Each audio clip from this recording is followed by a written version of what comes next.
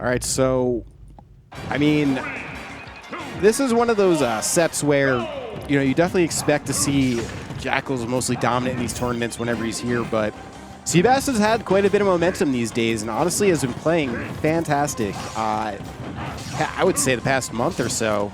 Several top 3 placements, I think, out of the 5 weeks. At least top 4 in 3 of them. Wow, okay, cool. All right. I actually was not even looking to see what happened there. I'm still filling out scoreboards. So looks like things moving along pretty quickly here. And this is sort of the potential that you'll see with Ganon. Things kind of happen quick. They happen quick with Wolf too. So don't be surprised if you see any kind of like weird interactions in this set because SeaBass sort of just plays very reckless abandon, dude. I mean, you don't want to take SeaBass lightly, even when you are like, you know, Jakal tier of a player. SeaBass has a tendency of taking sets, and Ganon can be a little bit of a shocking character to play against, but right now we are in a situation where a little bit spooky for either player here, especially on the ledge, because, you know, Jakal very, very good with ledge guarding and going to just hard F smash read on the ledge, but likewise, SeaBass also usually pretty good on the ledge despite being a Ganon, but now going to have to find himself a little bit more room again as Jakal is pulling away quite a bit, and an opportunity here for SeaBass. Not able to get anything. In fact, Jakal is going to steal back neutral and get smacked for it. So just like that, SeaBass right back in the running.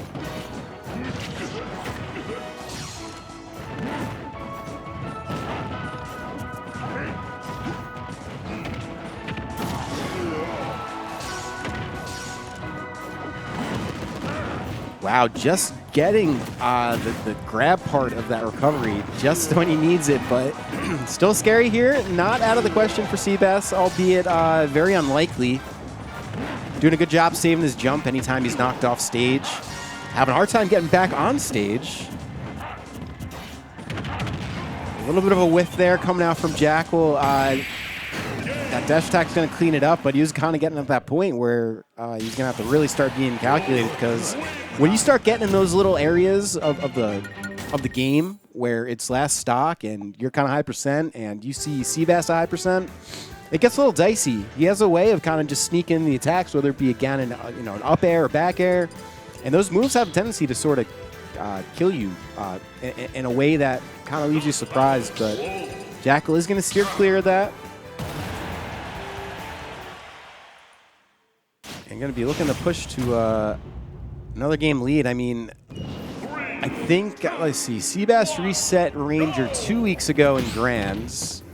Ended up getting 3-0'd, but the reality is pretty much at any moment, SeaBass can kind of take you to a very uncomfortable set. So I don't know if we're going to be seeing that or if we're going to see Jakal sort of steamroll ahead as he kind of tends to do.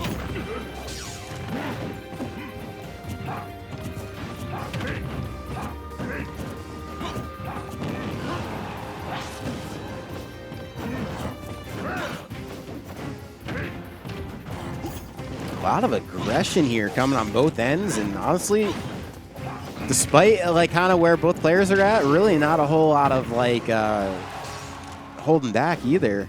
And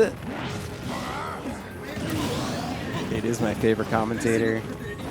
Honestly, you are my favorite. You're my favorite commentator here because you're always coming in to commentate. So I love to commentate, especially a SeaBass. Yeah, dude. Yeah, I'm glad you walked in for this one. I've been kind of trying to hype him up because I'm like, these sets have a tendency to either be like a 3-0 real quick because Jakal's like that, fives now, or SeaBass will take you to a game 5 in a very surprising way. I honestly feel like Jakal's the only one that can mental, I guess, SeaBass in a sense. Like, cause they're both really strong mental players and they'll play around you a lot. But you know, Jakal just does it with a better character. You know? Yeah, I think that's a great way to put it. And sometimes it is that simple. Oh, I really appreciate that because if the game worked the way that you would want it to, that would have spiked. But yeah, for sure. It didn't get that. Actually, I don't know. Is there a percent window that doesn't spike or? No, it's depending on the angle. And he read the DI, but it's like since he was so high up, I don't think he could have got that angle. It would have been really hard for him to do it. You know. SeaBass upsetting Haven, though. I mean, it's hard because, like I said, Ganon against Sori is very, very scary because you're in his range. You know? Yeah, dude. I mean, I do. I mean, at this point, I've seen enough SeaBass sets, like where I'm watching them down 2-0, and again, like this could just be a wash, but you just really can't. You just kind of don't know. It's so hard because like Wolf's Laser honestly is just such a bane to Ganon's kit because there's no counterplay to it. It's just a transcendent projectile. Like, and the counterplay is getting close, and that's what Ganon struggles to do. You know. So he's conditioning you to hold shield or jump, and like if he starts noticing you doing one or the other heavier, he just starts hitting you harder for the option you're choosing. And SeaBass said he was gonna go Kazuya today actually because he wasn't feeling the Ganon. Now look where he is now. Yeah, I don't think I've seen Kazuya once. I gotta tell you, it was. I guess it was a good thought. You know? Lying to the public. I wanted him to play Violet, but it never. Dude, I don't know though. I feel like SeaBass has like a really good. He's got good fans. You know what I mean? I always see him turning up in chat. I haven't seen the fish head spammed in a while, but I used to see him all the time. But the people do want to see the Ganon.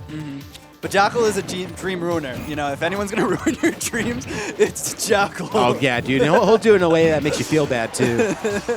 Yeah, he don't want you to feel any kind of positivity from that. I remember just the way But the way he beats people, like, let's say you beat him once, he's getting that VOD review. He's studying up, and he's making you feel fraudulent afterwards. He's kind of feeling himself, though. You see that dash dancing. I think he's probably having a good time. Now, Jakal's hype because he doesn't really take anyone lightly. You know what I mean? Like, he's going to basically play you the same if you're bad or if you're good. He just kind of plays. Yeah. No, for sure. And just it's very fun to watch these two, but it's kind of just, you get to see the weaknesses of Ganon being exploited very, very hard. Like, even, that was great awareness. Yeah, I think he timed that. I think he was waiting for the jump.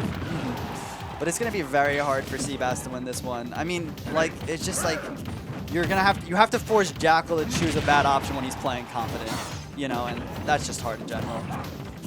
Yeah, I think that's another thing. I think like Jakal with the momentum and confidence is a really like fast-moving entity. You know, like it's not really easy to stop and does damage. It's more of just like I think the perfect way is it's hard to stop just because like. Okay.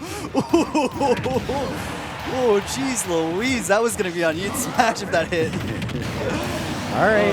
Well, there we go. SeaBass at least refusing to just die. Yeah, getting two stocks is going to die there. But, get that big meaty back air. I'm probably going to be up soon, actually. Well, let's see what we're looking. Oh, actually, I think you're up right now, my friend. I don't even know who I'm playing. You're playing Stefan. He goes, Ranger Winter Finals, I guess. I love you, Stefan, if you watch this mod.